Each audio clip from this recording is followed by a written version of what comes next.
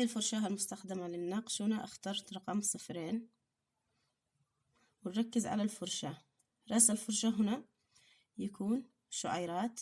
طبعا هذه الشعيرات شعيرات كثير، احنا المطلوبات للنقش ان احنا شعيرات اقل. فما الطريقة المناسبة لقص الشعيرات هذه؟ نقصها بهذا الشكل، نجمع من الجانب الكمية اللي احنا ما نحتاجش، او نحدد حجم الفرشة اللي انت تشتنى. بعضها نحب ان هي نميمة جدا يعني نحيفة جدا، بعضها نحب ان يخلينا متوسطة، بعضها نخلينا قليل ثخينة.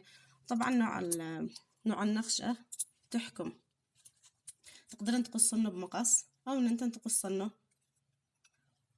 معانا هنا قصاصة الأظافر، نحدد هنا الكمية اللي احنا نحتاجها. فرضا هذه الكمية محتاجش، هنا الآن قسمنا بهذا الشكل باستخدام المقص. نقص من أسفل